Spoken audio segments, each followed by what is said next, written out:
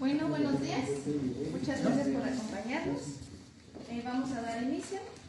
El Gobierno Municipal de Acámbaro, Guanajuato, 2024-2027, encabezado por la licenciada Claudia Silva Campos a través del Museo del Ferrocarril José Cardoso Telles, la Asociación de Amigos del Ferrocarril y el Instituto Municipal de Cultura les da la más cordial bienvenida a la charla, en este caso titulada Charlas desde el Taller. En esta mañana nos acompañan entre los ponentes José Humberto Barajas Torres, a quien les pido un fuerte aplauso. A José Gustavo Barajas Torres. Y al licenciado en Antropología Física y maestro en Historia, Rodrigo Daniel Hernández Medina. Asimismo nos acompaña el presidente de la Asociación Amigos del Ferrocarril, José Guadalupe Herrera Tapia. Y por lo consiguiente damos inicio a esta charla. Antes les tengo una pregunta. Levanten la mano quién ha visitado o quién conoce los antiguos talleres del ferrocarril de acá. Muy pocos. Entonces, si les parece bien, empezando un poquito la dinámica, acercarnos a las ventanas, porque desde aquí se ve una parte del taller. Antes de dar inicio, para que sepamos de qué es lo que estamos hablando.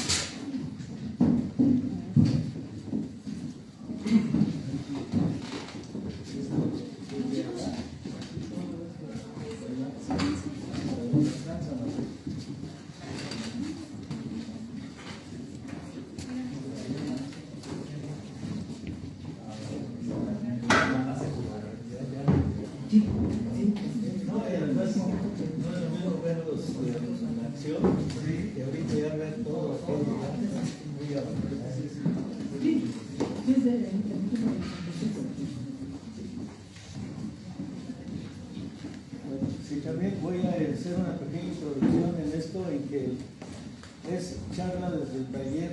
La intención era hacerla desde el taller, pero da la casualidad de que el municipio no le ha puesto la atención debida ahí a las instalaciones y está muy crecido el pasto y todo. Entonces no quisimos exponer a nadie a algún animal o esas cosas, ¿no? Entonces por eso es que lo estamos haciendo desde aquí. Y la charla se refiere no solo al taller, sino que conozcan algunas de las, digamos, de las especialidades de lo que fueron las 5 ramas de trabajo de Ferrocarriles Nacionales de México.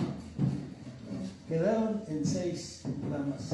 Al último se acopló una que era de coches dormitorios, pero aquí como casi no se utilizó esa fuerza, esos empleados, entonces nada más hablamos de 5. ¿Sí? Es trenistas, alambres, oficinistas, guía y estructuras y talleres. Fuerza motriz, pues. ¿Sí? Entonces, pues ahora sí cedo la palabra, no sé quién quiera. Inicio yo, me quiero presentar, para los que no me conocen. Mi nombre es José Humberto Barajas Torres, fui ferrocarrilero del 6 de diciembre de 1989 al 9 de mayo de 2025. Trabajé en los ferrocarriles 36 años. Terminé como conductor de trenes. Es mi oficio, ferrocarrilero. Y mi profesión, soy licenciado en Derecho. Voy a iniciar para entrar en contexto sobre los antecedentes del ferrocarril en México, aquí en la ruta que fue México-Nuevo Laredo. Y como ustedes ya vieron al empezar, se asomaron por las ventanas y vieron en qué condiciones están los talleres. Pero van a decir, bueno, cuando un taller que daba vida a la región y había miles de trabajadores, ¿cómo es que quedaban así?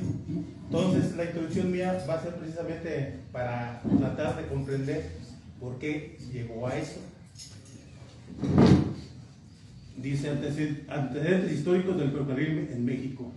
Primer antecedente ferroviario. Uno de los problemas en el México del siglo XIX radicó en la carencia y el mal estado de sus vías de comunicación, en particular el atraso en la construcción y puesta en operación de las primeras líneas ferroviarias, en comparación con otros países.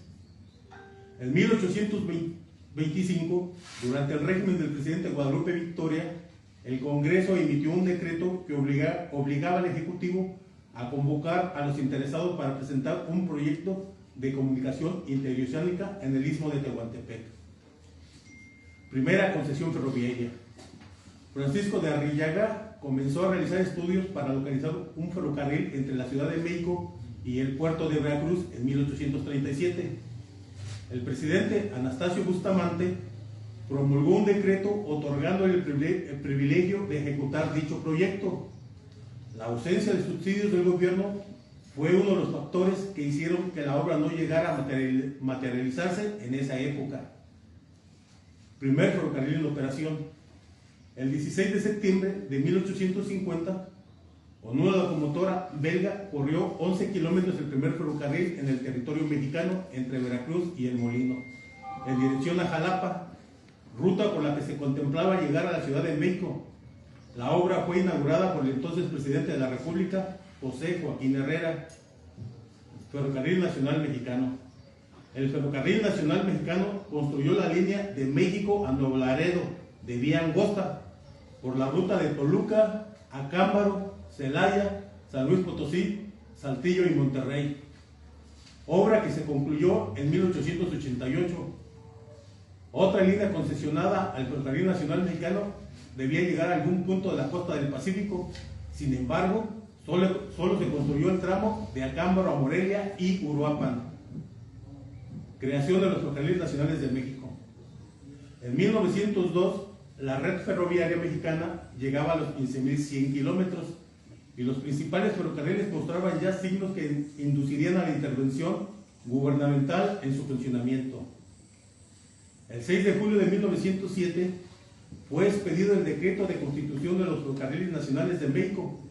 El 29 de febrero de 1908, el secretario de Hacienda suscribió el convenio definitivo con las casas extranjeras y el 28 de marzo se extendió la escritura constitutiva de la nueva compañía. De esa manera surgió Ferrocarriles Nacionales de México. Evaluación retrospectiva de la herencia ferroviaria porfirista. El régimen de Porfirio Díaz tuvo muchos defectos, pero también innegables logros. La magnitud de las transformaciones alcanzadas pueden resumirse en una lista de ellos. Probablemente uno de los más relevantes sea la construcción de una red ferroviaria de cerca de 20.000 kilómetros. México era casi el único país latinoamericano en el que los ferrocarriles cubrían casi todo el territorio nacional. Expropiación de Ferrocarriles Nacionales de México. El 23 de junio de 1937, el presidente Lázaro Cárdenas firmó el acuerdo de expropiación por causa de utilidad pública y en beneficio de la nación de los bienes pertenecientes a la empresa Ferrocarriles Nacionales de México. Leyes posteriores a la expropiación ferrocarrilera. El 1 de mayo de 1938 se expidió una nueva ley que creaba la Administración Obrera de Ferrocarriles Nacionales de México, quedando la responsabilidad y la dirección de esa empresa en manos de los obreros ferrocarrileros.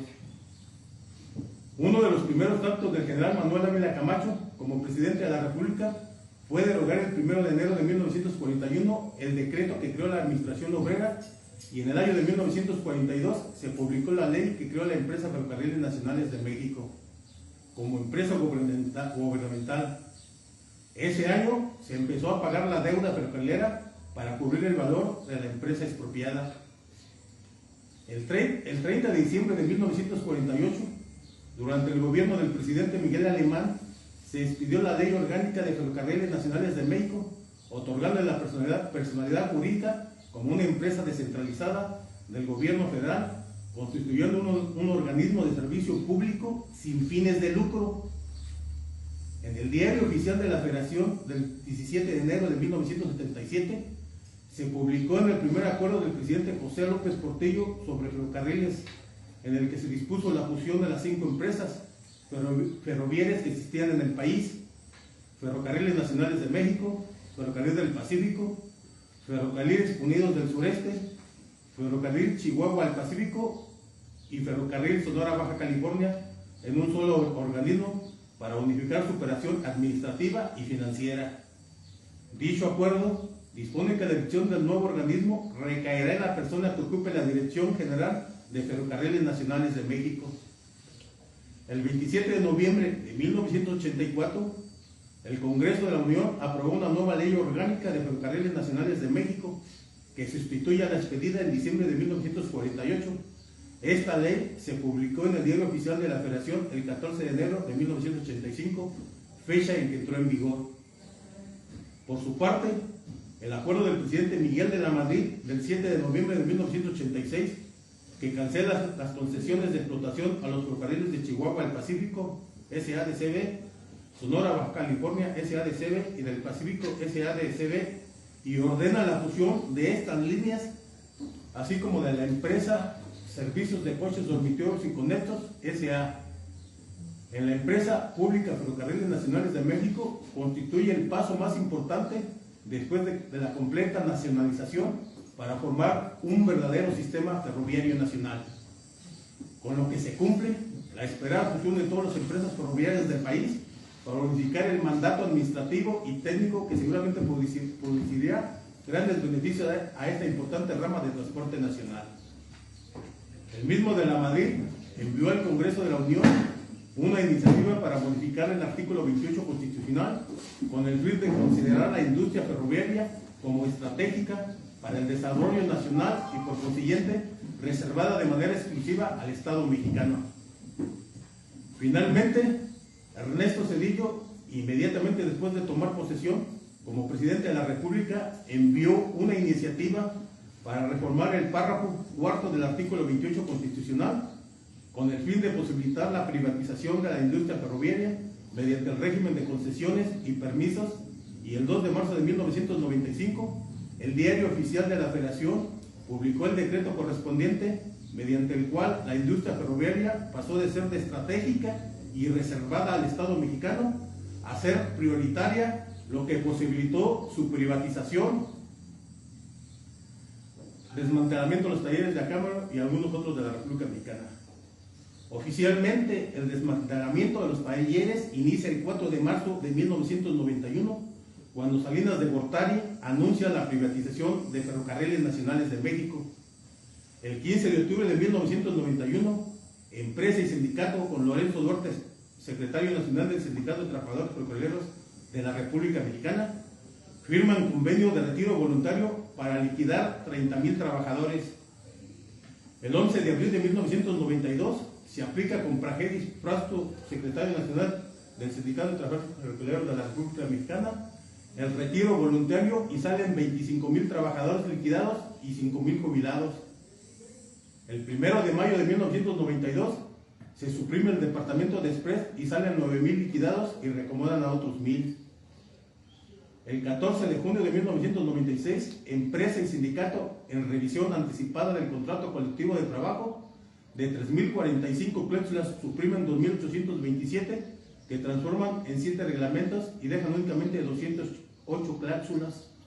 Actualmente el contrato actual tiene 38 cláusulas y 6 transitorias. De 3,045 cláusulas, quedaron 38 cláusulas. Estas son algunas causas por lo que vemos actualmente los talleres del ferrocarril abandonados y desmantelados por la privatización y los despidos masivos. Los ferrocarriles nacionales de México, para su funcionamiento, manejaban 5 ramas, cada una con sus especialidades.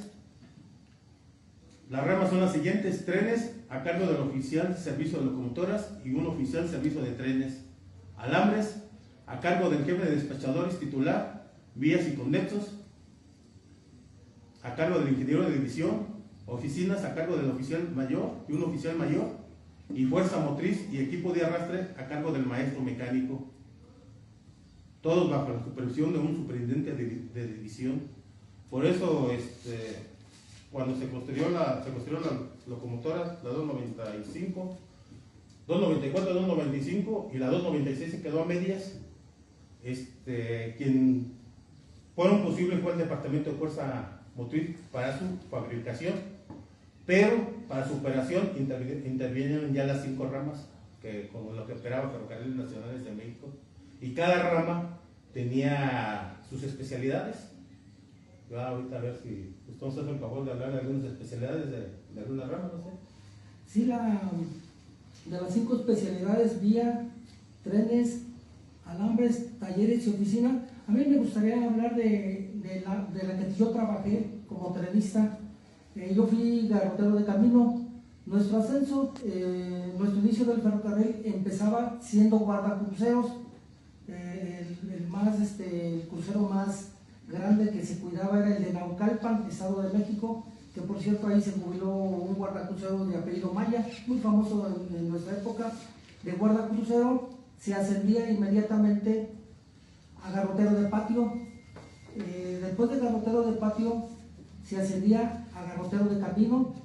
Posteriormente conductor de trenes, que era el jefe administrativo del tren, era el que llevaba el control administrativo. El garrotero de camino, me gustaría hacerles unas ciertas señales que nosotros utilizábamos. Que era el garrotero de camino? Era el personal a cargo del conductor de trenes que conectábamos los vagones. Por ejemplo, nuestras señales hasta antes de 1997, del 23, todavía utilizábamos señales, no había tanta tecnología como la hay ahora.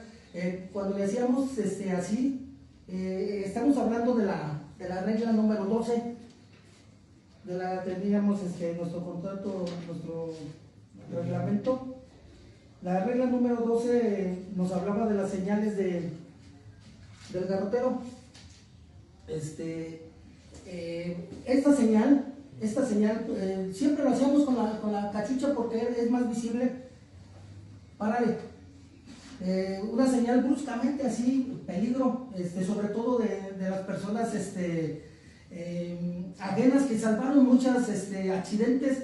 Me acuerdo de un accidente que pudo haber sido catastrófico. Se deslavó la vía en Charo, le tocó a don Luis Aguilar, que era el maquinista, y me acuerdo que salieron 2 esposos y al ver que no les hacían caso, el ayudante era José Alfredo Jiménez, no les hacían caso, los señores se metieron y se pusieron en la vía y salvaron muchas vidas. Era el tren número 30 procedente de Uruapan. Había llovido y la vía se había deslavado, había abierto un gran socavón.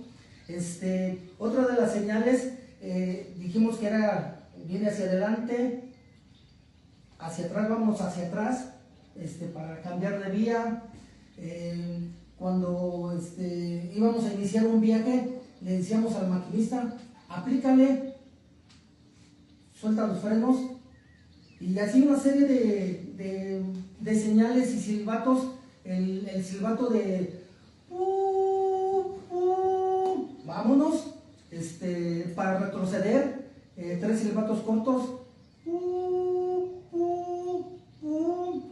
para pedir bandera, era un largo, 3 cortos, y para que se regresara la bandera de proteger el tren, porque nos regíamos por la regla, la primera regla que nosotros utilizábamos. Me hubiera gustado que hubiera sido en el fútbol, porque la regla número 1 nos habla del tiempo.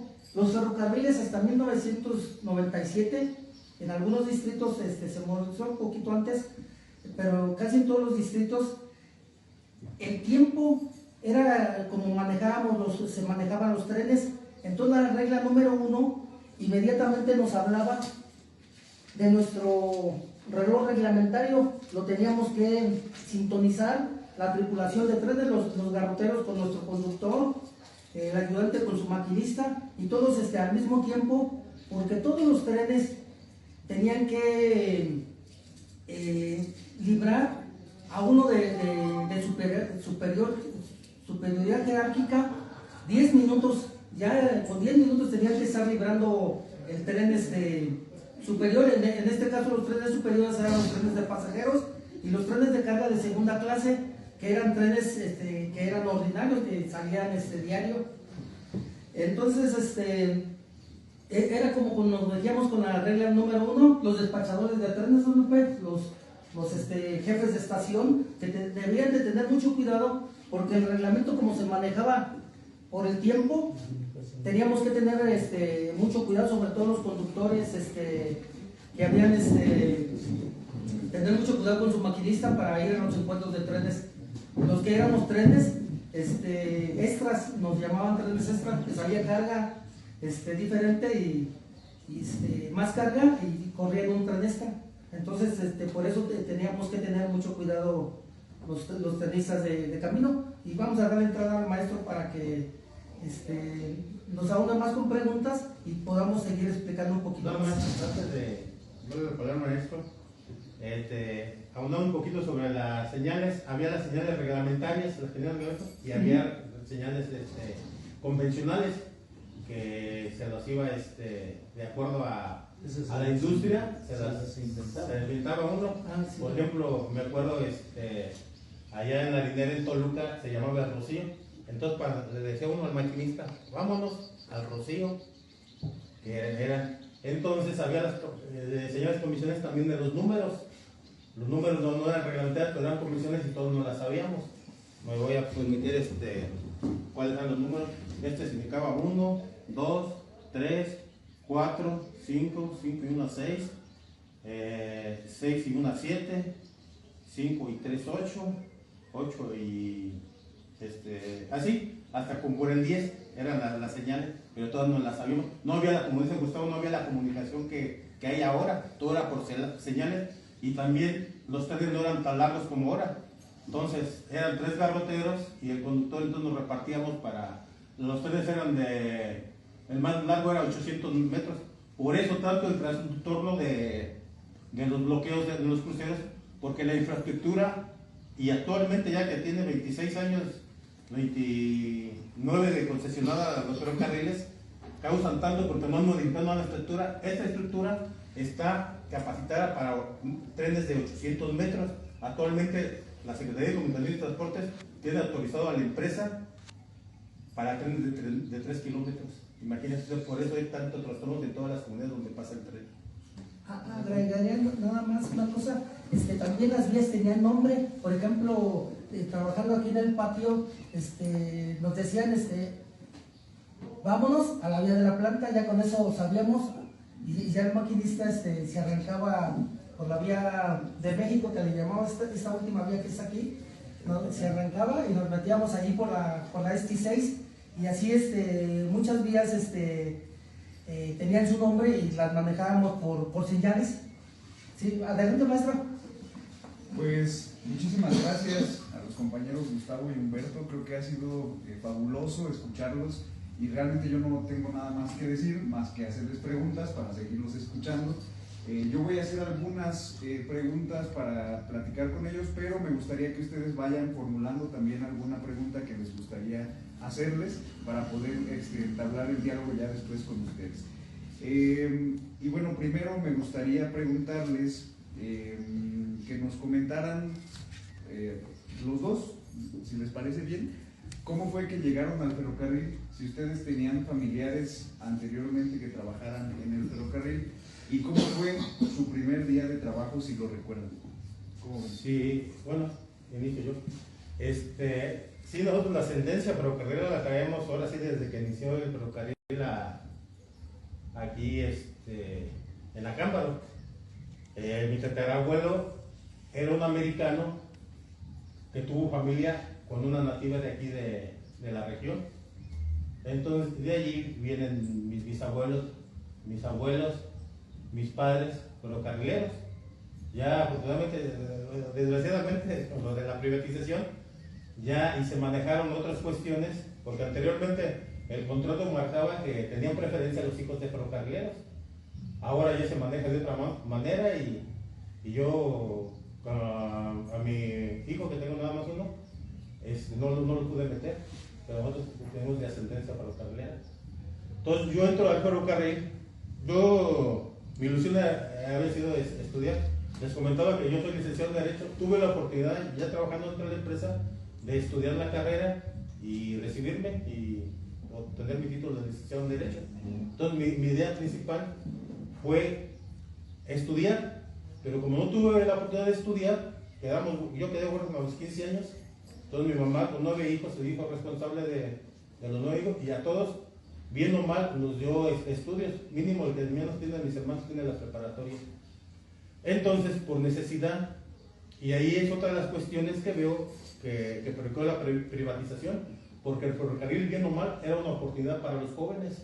Entonces yo entro a trabajar en el ferrocarril por necesidad, y claro, después con los años y todo eso, le vas agarrando un gusto y logré ascender. Primero fui garrotero de patio, garrotero de camino, y me pensioné como conductor de trenes. Muy bien, muchas gracias. Allí nada más le agrego que habíamos dicho que la rama de servicio de trenes, que es la rama de los garroteros, empezábamos como guardacruceros. Había muchísimo trabajo, por eso nosotros tuvimos la oportunidad de ascender inmediatamente a garrotero de camino, y días después a garrotero de garrotero de patio a garrotero de camino, de tanto trabajo que había aquí en Ferrocarriles Nacionales de México. Es totalmente mentira que no funcionaba. Bueno, no había ni quien quisiera trabajar en el servicio. Claro, pero había capacitaciones para ascender. Había capacitaciones, sí, exacto. Y tenía que ser acto 1 en esas capacitaciones para desempeñar el puesto inmediato superior. Sí, yo también soy de ascendencia ferrocarril, hermano de Beto, y mi primer día, no, pues, ser trenista no está fácil. Me acuerdo de un mayordomo que nos hacía practicar un año completo. Yo decía, bueno, este señor ya nos tiene aburrido, don Toño Juárez, no sé si alguien lo recuerda. Y después, con los años trabajando, me di cuenta que don Toño Juárez tenía razón, porque él ponía mucho énfasis en la seguridad. No, muchacho, porque ser garrotero no es cualquier cosa. Con el tiempo me di cuenta que había muchos compañeros mutilados, porque no practicaron lo suficiente, y aparte no seguían las reglas de seguridad que Ferrocarriles cuidaba muy bien, y también esas empresas transnacionales cuidan muy bien la seguridad. Es lo primero que ponen énfasis. Muchas gracias. Respecto a los oficios, ¿cuál era exactamente su puesto y en qué consistían sus labores diarias? Bueno, yo, como mencioné ya, inicié como garrotero de patio, garrotero de camino y conductor de trenes. El conductor de trenes es la definición del reglamento, si mal no recuerdo, es el empleado encargado de la conducción y dirección de un tren. Es el encargado y responsable de la cuestión administrativa.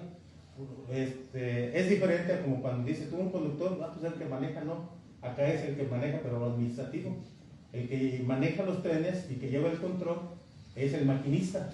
Pero el conductor de trenes es el responsable de toda la tripulación y de toda la carga, y dónde hay que dejar carga, dónde hay que tomar carga. Si hay un accidente, es el que levantaba actas, el que daba información a las autoridades, a la empresa. Es el responsable del tren, y eso es lo que desempeñaba yo como conductor de trenes cuando trabajé en los ferrocarriles. Ya pasamos a la otra, ¿verdad? Maestro Gustavo, ¿cómo eran los talleres cuando usted empezó a trabajar? Cuando yo empecé a trabajar, y también cuando le traía de almorzar a mi papá, que fue carpintero aquí en el taller, una de las especialidades de ahí del taller, era un bullicio de gente. Bueno, no se sabe el ruido en la cámara, no se sabe el ruido tanto del patio como del taller del trabajo, que en la casa de máquinas, el ruido, viendo los defectos ahí los mecánicos.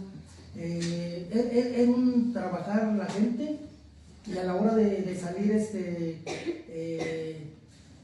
cienes de bicicletas sobre la 1 de Mayo y sobre la Cosaria. Era un bullicio aquí en la Cámara del Ferrocarril. Una pregunta para los dos: ¿cómo era que se mantenían las vías y la estructura del ferrocarril en buen estado? Como ya mencioné, para el funcionamiento de los ferrocarriles nacionales de México manejaba 5 ramas, y una de esas era la de vía y conexos. Esos trabajadores y esa rama se encargaban del mantenimiento de vías, de reparar, de cambiar durmientes, de tirar el balasto. Es la piedra que llevan. El balasto sirve para darle consistencia a la vía y que no se aguachine el agua, que haya el agua drene el agua correcta. Entonces, eso es lo... Por eso te comentaba cuando el mérito de la fabricación de la locomotora fue de la fuerza motriz de equipos de arrastre, pero para la operación intervenían las 5 ramas para una verdadera operación eficiente. ¿Hay alguna locomotora o algún tren que recuerde usted con especial cariño? Sí, claro, el tren que le llamábamos la Piojita, que cuando descansaban los garroteros nadie quería ir porque el clima allí en Zitácuaro, rumbo a Marabatío, es muy frío y llueve mucho. Entonces esa Piojita me mandaban a los descansos, que se movía de Marabatío a Zitácuaro y viceversa. Era un tren que conectaba toda esa zona de Michoacán, del norte de Michoacán, a Marabatío. ¿Y usted? Sí, trabajé mucho tiempo como garrotero y conductor en el Purépecha, de Acámbaro a México.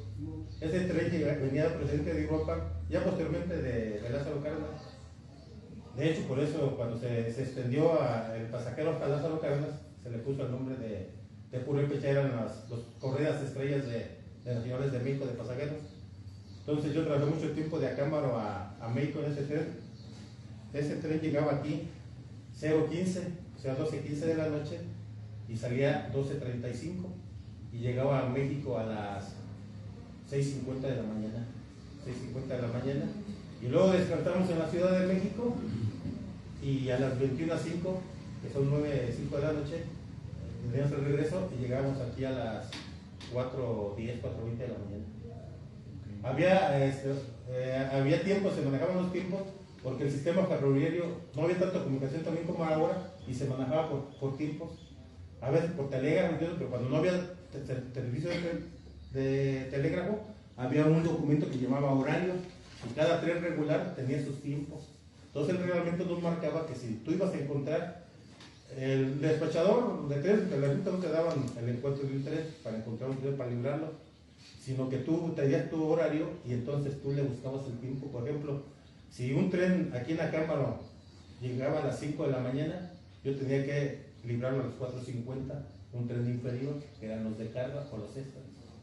Más o menos así. Todos buscábamos el tiempo a los tiempos superiores. Muchas gracias. Perdón, ustedes. Ahora en el tema de las condiciones laborales tengo varias preguntas, pero quiero juntar dos que tengo aquí marcadas. Una es sobre las prestaciones que tenían los trabajadores del ferrocarril y la otra tiene que ver con eso, sería ¿cuáles consideran ustedes que fueron las principales conquistas laborales de los ferrocarrileros? Bueno, yo el que tengo idea, y es un personaje que casi no lo menciona, pero tuvo una gran influencia en la representación sindical, Demetrio Vallejo. Él logró, anteriormente las familias ferrocarrileras no tenían atención médica ni acceso a medicamentos, entonces él fue uno de sus logros de lograr atención médica y medicamentos para las familias, y aparte democratizó los ferrocarriles nacionales de México. El sindicato, él fue el que lo democratizó. Okay. Maestro, ¿usted qué nos dice? Sí, de las prestaciones, desde 1890 más o menos, ya había movimientos ferrocarrileros que nos pedían aumento salarial, menos horas de trabajo y como dice Beto, finalmente muchas prestaciones, sobre todo el servicio médico que nos consiguió Vallejo, el fondo de ahorro que hasta la fecha sigue vigente, es una de las cláusulas que afortunadamente han podido sostener el sindicato ahorita vigente, y muchas prestaciones que teníamos y derechos que teníamos precisamente con el contrato, 2000 y tantas cláusulas, más de 2500. 3045, y teníamos muchas prestaciones, permisos, por ejemplo que fallecía un pariente, pues teníamos derecho a nuestro permiso, cosa que aquí cuando empezó la iniciativa privada era una de las cosas que la empresa quería prohibir, y se han ido logrando y sosteniendo todas esas prestaciones que se fueron logrando a lo largo de los años. Cuando la Constitución de 1917, en las prestaciones del artículo 123, los ferrocarrileros ya gozaban de todas esas prestaciones. En una ocasión le pregunté a don Salvador Zarco es el director del Museo de los Ferrocarrileros allá en la villa, en la Ciudad de México. No sé cómo estará, ya estaba muy malito, pero es, a mi opinión, es el que conoce más en el país vivo de las luchas ferrocarrileras. Entonces, en una ocasión le pregunté, por un poquito que había estudiado yo o leído, había leído que el gremio ferrocarrilero había sido siempre combativo en luchas sindicales, en conquistas laborales. Y yo le dije, bueno, don Chava, ¿y por qué? ¿Por qué, si el gremio históricamente era combativo en sus conquistas laborales, por qué cayó en el conformismo, en el entreguismo? Dijo, por la corrupción. No hubo manera de controlar al gremio ferrocarrilero porque los golpeó, hubo el 58, los metieron a la cárcel, los golpeaban, pero no los lograron controlar, sino mediante corrupción, que fue dándoles posiciones políticas, dejándoles, no pidiéndoles cuentas de las putas sindicales y todo eso. Por eso fue una de las cuestiones de su lucha del Metro Vallejo. Muchas gracias. Maestro, si me permite un paréntesis en torno a este tema, los ferrocarrileros tenían esta revista, me la regaló Ramón Tapia, hacía un justo homenaje a Ramón, un hombre muy íntegro y muy culto, tiene años ya que murió. Me regaló estas revistas, los ferrocarrileros trataban de cultivarse, y en uno de los comentarios breves, lo leo muy rápido. Este era el tipo de lenguaje que usaba el antiguo ferrocarrilero hasta antes del 58 que empezaron a corromperlos. Dicen que cuando la perra es brava, hasta los de casa muerde. Sucede que los segregados blancos de Gringolandia mataron en días pasados a una dama blanca que participó en la marcha que hizo el negro Luther King, y su juicio desde Selma hasta Alabama, y para que pudieran efectuar esa marcha de 80 kilómetros, la Fuerza Federal tuvo que escoltar a los negros y blancos que la formaban.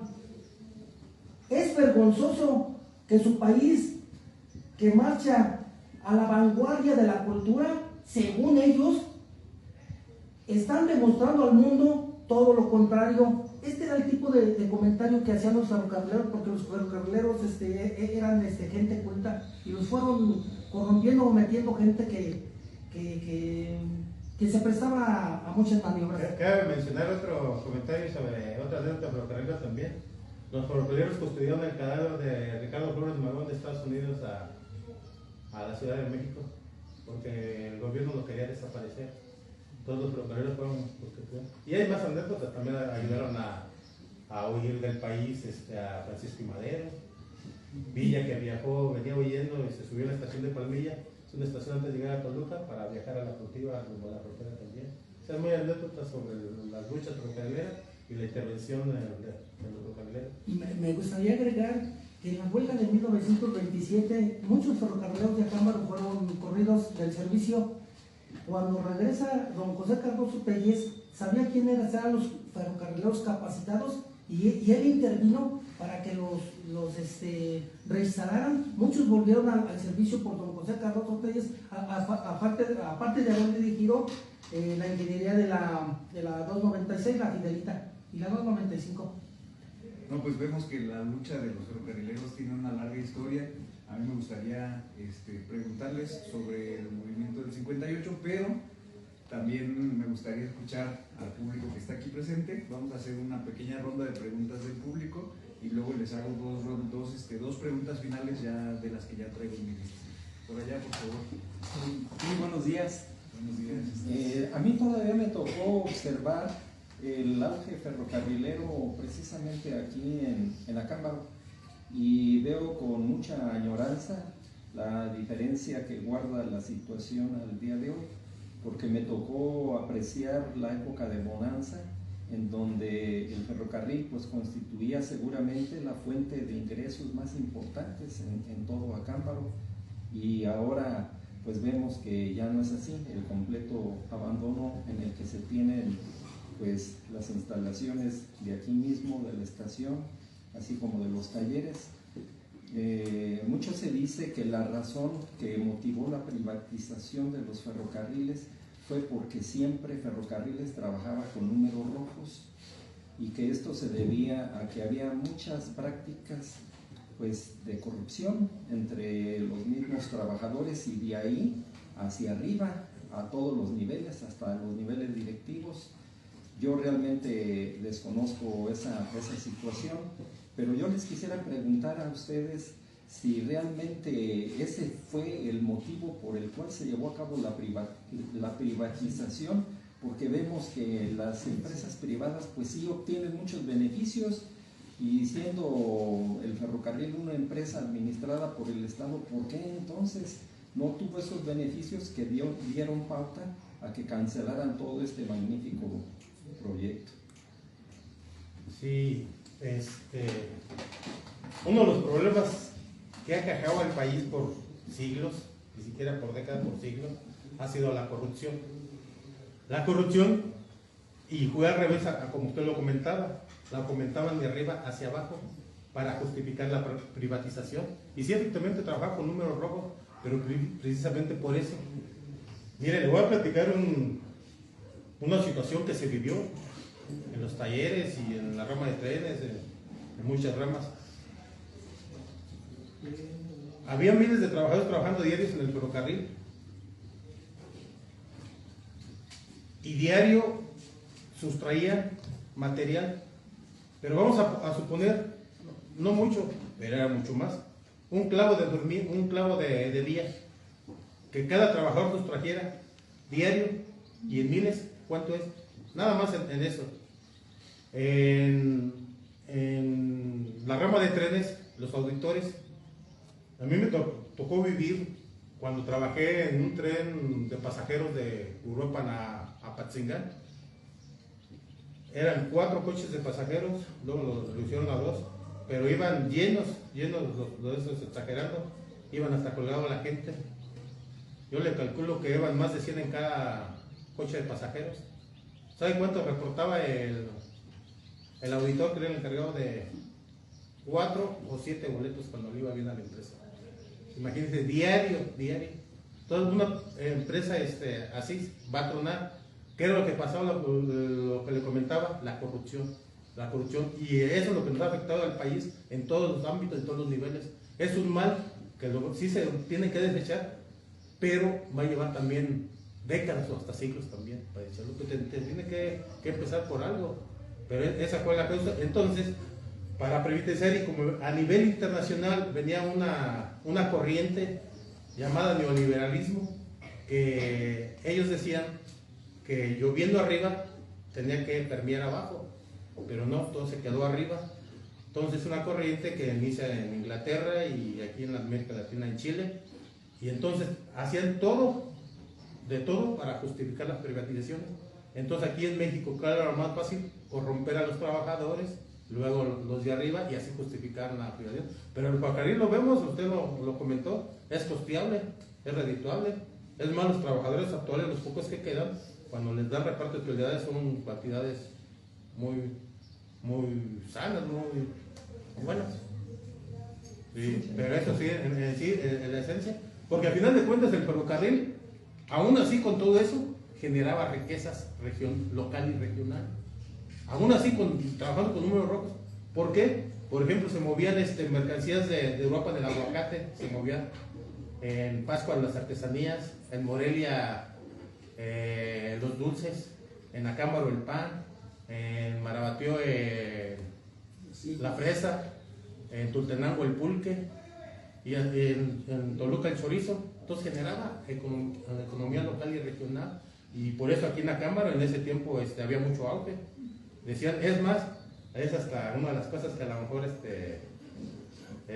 poco negativas, pero una realidad. Aquí en Acámbaro en cada esquina había una cantina, porque había dinero, que había quien consumiera, y había, aparte de muchos negocios, pero eso no son cuestiones negativas. Entonces generaba, a final de cuentas, economía. Ahora el ferrocarril en la actualidad produce mucho dinero, pero toda la riqueza se la lleva, y beneficio es casi nulo al pueblo de México. Un ejemplo, por ejemplo, que un prejuicio grave que nos aqueja y que lo vimos a diario, o si no a diario, yo a cada tercer día, los bloqueos del ferrocarril que afectan a la población, y ahí sí nos afecta directamente a la economía del municipio. Sí, yo nada más agregaría que Ferrocarriles Nacionales de México nació con un servicio social, un servicio social y mover nuestra economía. En 1908 José Iber Liventur se da cuenta de que los gringos ya no respetaban tarifas, ya no se dejaban mandar, ya hacían lo que querían en todo el territorio nacional, y mexicanizó los ferrocarriles. Posteriormente, un 23 de junio de 1937, Lázaro Cárdenas los nacionaliza completamente, los nacionales, y 60 años después entra la privatización, un 23 de junio también de 1997. No más quería hacer un comentario sobre lo mismo. La finalidad de administrar una empresa del Estado y la iniciativa privada son diferentes, y las dos son válidas. Para mi opinión, son válidas las dos. La empresa en manos del gobierno, su finalidad principal es prestar servicios y crear fuentes de trabajo. Las empresas en manos privadas es obtener el máximo de ganancias. ¿Por qué? Porque están invirtiendo su dinero. Entonces, ya es cuestión de ver cada quien o qué empresas deben ser administradas por el gobierno, pero un gobierno honrado, y qué empresas deben ser administradas por la iniciativa privada. Y las dos finalidades para mí se me hacen bien. ¿Alguna otra pregunta del público? Buenos días a todos y todas. Buenos días. Quería preguntarles, un dinero que hacía el conductor, hay otros empleos comunes como el pailero, el garrotero y ese tipo de empleo. ¿Qué es lo que hacían? ¿No? Pueden entender un poquito ese ambiente en el que trabajaban. Y la otra pregunta es, ¿cómo eran los ascensos o que se reflejan actualmente en la localidad tan tremenda de las jubilaciones? Hay jubilaciones muy elevadas, pero de verdad es que muy groseramente modestas.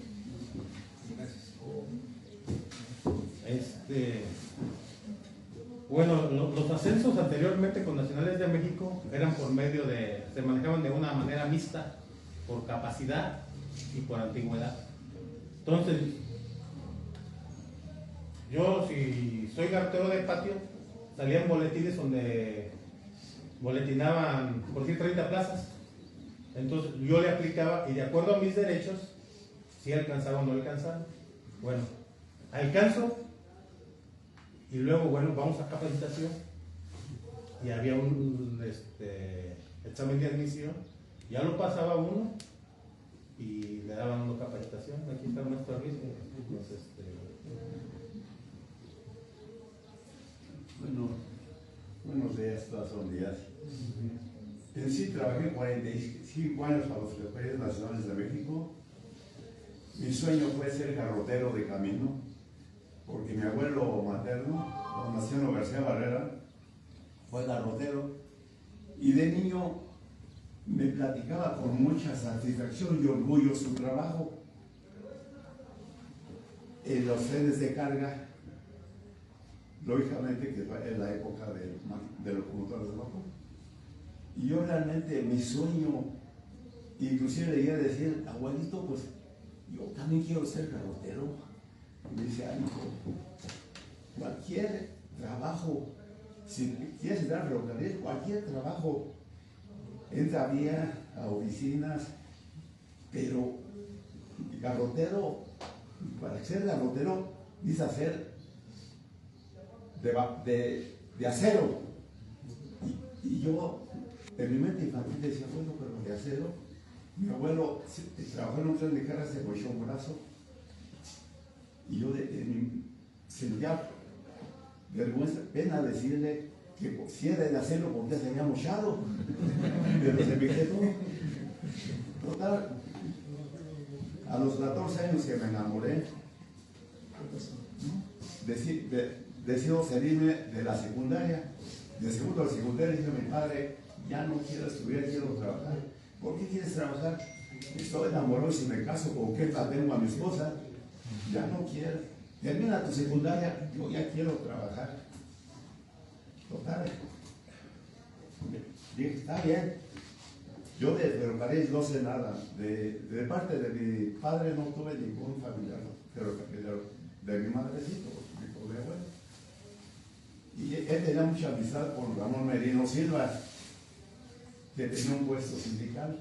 Vamos a ver a Ramón. Ramón, vieran que mi hijo ya quiere trabajar. Y pues yo no sé nada de ferrocarril. ¿Qué necesita?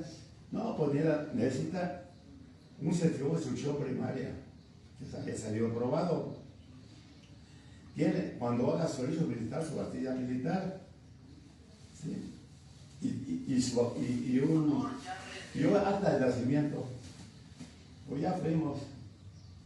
Ya le lleva todo en orden, el acta de nacimiento, y dice, oye, apenas tiene 14 años. Lo mínimo son 16 años para que sea ferrocarriles. Y ya, yo necio, quiero trabajar. Escuchó un amigo de él, José Martínez, que era el juez de registro civil, y dice, oye, ¿qué tanto eres? Pues ya quiere trabajar, cuando tiene 14 años, lo mínimo son 16 años. Dice, ¿qué oficina? Todavía no hay computadoras. Ya oficina yo te arreglo todo. Entré de 14 años y ya por agradecimiento salí con 16. Dice, mira Ramón, todo cambia con esto. Para julio está trabajando tu hijo. Entré a trabajar el 8 de julio de 1952 cuando tenía 14 años. Y ya posteriormente, la que sufrió mucho fue mi madre, porque decía, ¿cómo se te ocurre ser igual que tu abuelo? ¿Te imaginas lo que voy a sentir yo? Mi padre mocho y mi hijo mocho. ¿Entienden, por favor? Otro trabajo, bueno, no, mi sueño es ser garrotero también, ¿no? Totalmente garrotero. Ya cuando iba a medio tren y que pagó la primera granizada, pues ya me tuve que meter entre los furgones porque el reglamento nos obligaba a viajar en el techo de los furgones, vigilando la carrera del teto. Todo era más rudimentario. Y al maquinista lo íbamos a bajar, le ayudábamos a bajar con los frenos de mano, las pendientes descendentes. Por eso viene el nombre de garroteros, porque a mano limpia, como eran frenos de árbol, no era suficiente, teníamos que valernos de una palanca, usábamos un garrote de madera muy fuerte para que no se fuera a romper. Entonces de ahí nos viene el nombre de garroteros. Ya me tocó salir mi abuelo trabajó 62 años para los ferrocarriles. Todavía era él con una sola mano. Entonces ya siguió trabajando por los trenes de pasajeros. Me tocó salir a un tren de pasajeros y Roma a Pachicán. Y ya cuando, inclusive en el tiempo del Marón, hicimos movimientos en la Pachicán para subir refrigeradores. Ya cargamos de velón. Y ya cuando llegamos, le digo, abuelito, pues logré mi sueño, mire, ser garrotero, y siento mucha satisfacción y orgullo salir con usted en la misma, trabajando en el mismo tren. Dice, mira, ¿qué pasa? Yo no me hice conductor porque en tiempo de la revolución no teníamos facilidad para ir a la escuela. Me enseñé a leer yo solo y nada más sé sumar y restar. No tengo los conocimientos para ser el conductor. Me vas a decepcionar si no estás conductor. Total. Para no decepcionar a mi abuelo y ya conductor. Y ya posteriormente, pues, mi madre todavía sufría porque salía yo en el tren y me ofrecen de instructor de transportes.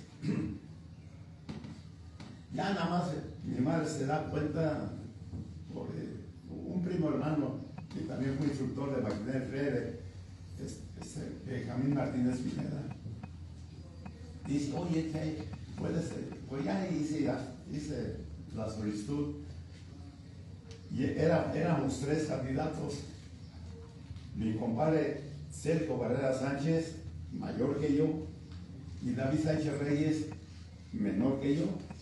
Mi compadre llegó, subió un pase de la prepa, pues iba a ser ingeniero, nada más de que ya quedó huérfano y ya no logró titularse. Y David Sánchez Reyes terminó la prepa.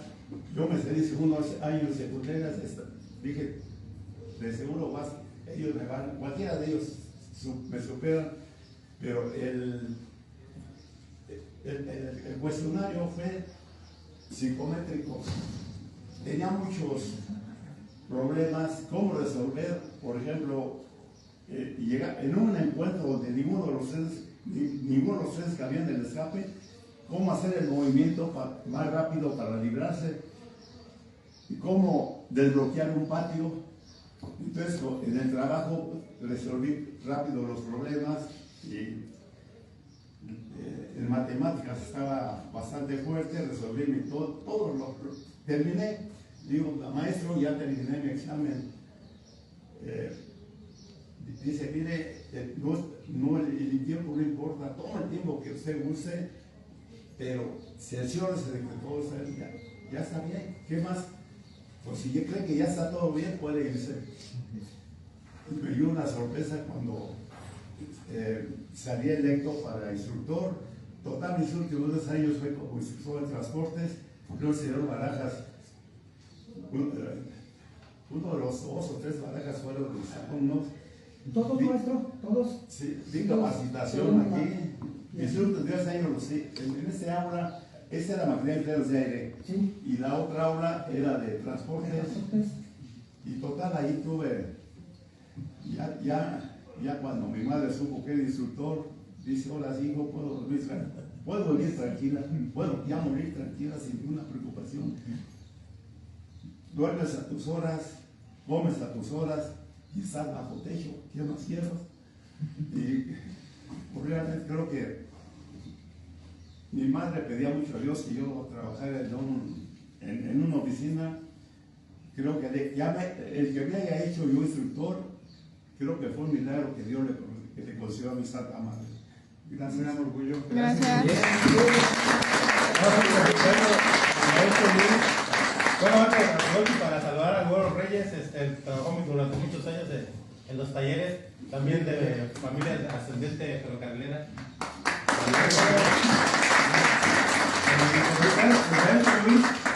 Como él ya lo mencionó, él dio capacitación a muchas generaciones de ferrocarrileros.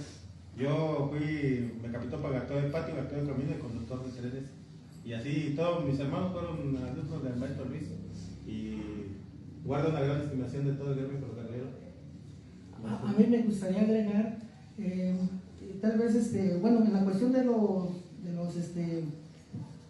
ascensos era capacidad y antigüedad, maestro, y también me gustaría hacer un justo homenaje a grandes ferrocarrileros que metieron su mejor esfuerzo. Tal vez hubo gente que sí se corrompió, pero sí me gustaría decir a grandes maquinistas, Matías Contreras, don Pancho López, don Isaías Franco, su hermano don Pancho Franco, grandes jefes, conductores de trenes, don David Sánchez, el maestro Luis, gente honesta que hicieron el ferrocarril grande. Si no, tal vez hasta hubiera colapsado 20 o 30 años después, pero yo me tocó trabajar con gente muy positiva, también gente corrompida, también me tocó, como dice Beto, se llevaban todo lo de los boletos. En el Zitácuaro nos tocó trabajar con varios y reportaban un boleto cuando el tren iba atascado de gente porque no había otra forma de comunicarse. en eso y sea un justo homenaje a los grandes ferrocarrileros y que fueron compañeros de nosotros. También quería comentar lo que decía el maestro Luis, para los que no conocen lo que era el garrotero de camino. El garrotero de camino viajaba, por ejemplo, si tocaba de aquí a Uruapan y el conductor lo mandaba a viajar arriba de los planos y así lloviera, allí se iba trabajando. Por esas épocas de lluvia había muchos accidentes, se accidentaban muchos compañeros fallecidos por eso. Había un dicho aquí entre los ferrocarrileros: si no tienes a tu hijo, métalo al garrotero. Debería de ser de acero y pelo en pecho. Bueno, pues nos está comiendo el tiempo, la plática es espléndida, pero ya vamos a ir cerrando. Les voy a hacer 2 preguntas más para terminar, las voy a juntar en una sola, por si quizá hubiera alguna otra pregunta de parte del público, pero vamos a terminar con esta que yo estoy planteando. ¿Qué les gustaría a ustedes que las nuevas generaciones entendieran sobre el trabajo ferroviario y por qué es importante conservar la memoria de los ferrocarrileros? Bueno, te puedo decir, tú eres historiador. ¿Por qué es importante preservar la memoria histórica para no cometer los errores del pasado? O tratar de resolverlos o enmendarlos, más bien. Entonces, por eso es importante la memoria histórica. Conocer todo los beneficios que trajo el ferrocarril en manos del Estado y cómo ayudaba al país. Entonces, para mí sí sería un logro que el Estado administrara los ferrocarriles, pero un Estado, vuelvo a repetir, honesto, no corrupto, porque ya vemos con las otras empresas que sí es posible y es redituable el transporte. Es más, el transporte terrestre es el más barato del mundo. Por ejemplo, un carro de ferrocarril carga de 70 a 80 toneladas, lo que son 4 o 5 trailers, una sola unidad de ferrocarril. Entonces es redituable y ese beneficio debe ser para el Estado y para el pueblo de México. Y otra cuestión, crear fuentes de empleo. Eso es importante para el país. ¿Qué les gustaría que las nuevas generaciones se quedaran o entendieran del tema ferrocarrilero? Que conocieran la historia, para que valoraran si es bueno que lo administre el Estado o si es bueno que esté en manos de la iniciativa privada. ¿Qué nos puede decir? Yo lo voy a abreviar un poquito. Es importantísimo el trabajo de rescate del acervo histórico ferrocarrilero que se está haciendo aquí en este museo, y en algunos son muy pocos, pero los hay. El trabajo histórico que has recopilado, el trabajo, la importancia de por qué la Fidelita, por qué hay que preservarla, por qué hay que seguirla rescatando de ese olvido que estaba, y sea un justo homenaje también a todos aquellos ferrocarrileros que participaron en eso, porque ese es un orgullo de que tenemos capacidad para lograrlo y lo podemos hacer. Me gustaría leer también otro pequeño parrafito que se desvía un poquito, pero quisiera ver el sentir de lo que era el ferrocarrilero.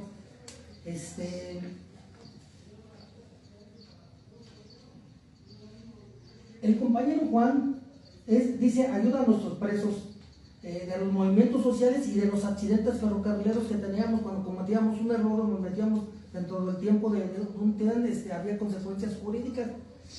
La ley Pascual Ortiz Rubio, ¿no? Dice: el compañero Juan Benítez Áviles, jefe de la estación de Cerón Tlaxcala, con fecha 13 de enero pasado, escribió al compañero JJ Amador Andrés la carta que sigue: nuestra mutualidad continuará en marcha, y ahora los compañeros de Claro Tlaxcala nos han hecho el favor de remitirnos su generosa aportación para los compañeros presos. A continuación, los nombres y empleos y cantidad que demanda, y da la lista. Ese era el sentido del ferrocarrilero. Había ayuda mutua, algo que nos rompió. Había valores y que algo que nos rompió la iniciativa privada, ser individualistas. Este tipo de sentimientos son los que valen la vida, y el ferrocarrilero de antaño los tenía, y tal vez muchos ferrocarrileros modernos, pero es importante señalarlo. Quería agregar algo sobre lo que habías comentado.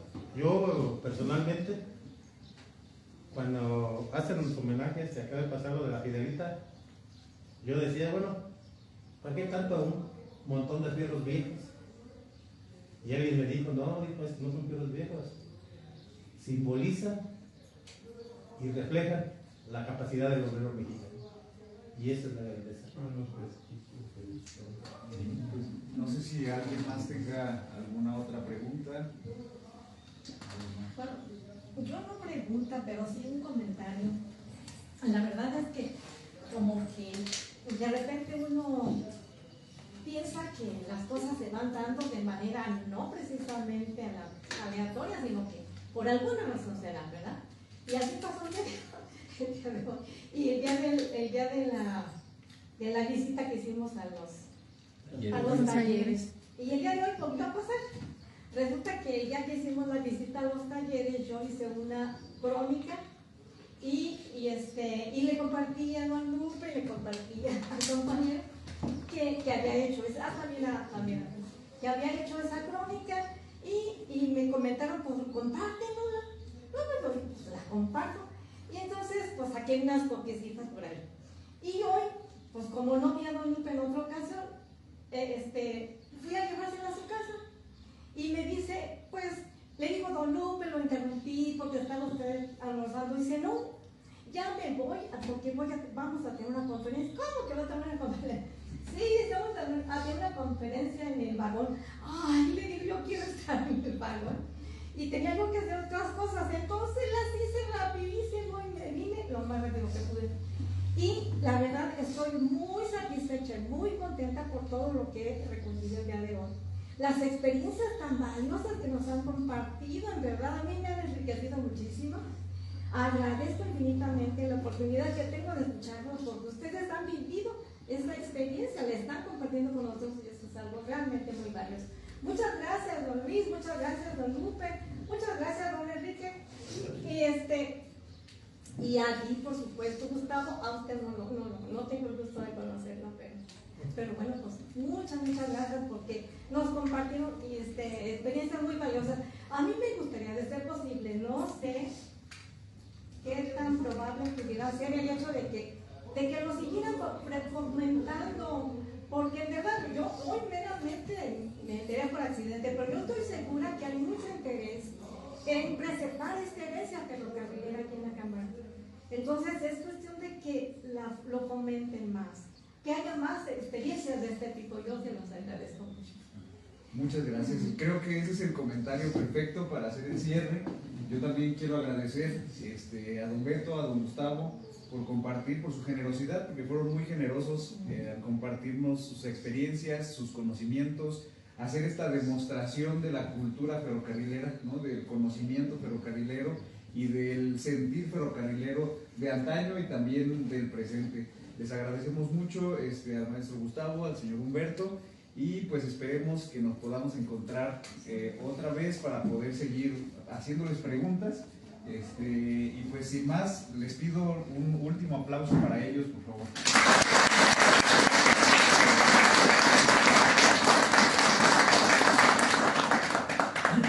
Pues muchas gracias, muy agradecidos por su asistencia. Si me permiten un minuto, mi nombre es Enrique Mejía Castañeda, trabajé 38 años en el ferrocarril. Comencé en vía, yo en el taller, hasta que me jubilé en 1994 con mi mayordomo, los trabajadores. Y me siento muy orgulloso de que ha sido ferrocarrilero y que mi padre maquinista, mis hermanos talleristas. pero lo que más siento es la gran industria del ferrocarril, que trabajaban y se mantenían millones de familias, se quedó en el suelo. ¿Por qué?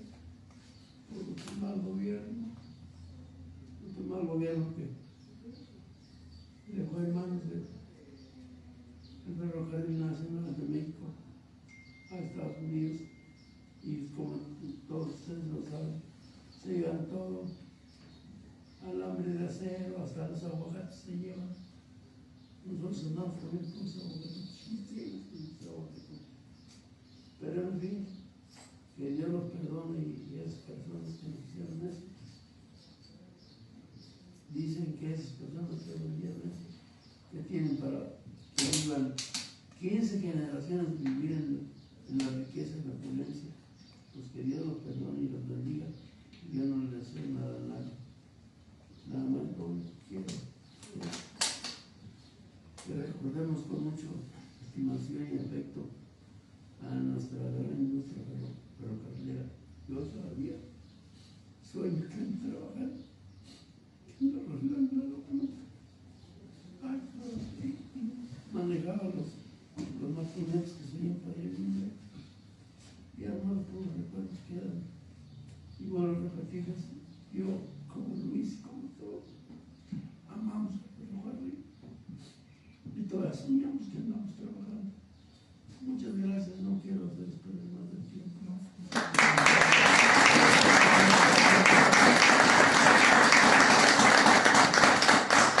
De lo que dice Quique, no tuvieron la capacidad de sostener una empresa tan grande social. En nuestras revistas, están muy chiquitas las letras, no lo pude encontrar, donde el secretario general de la época, es de 1965,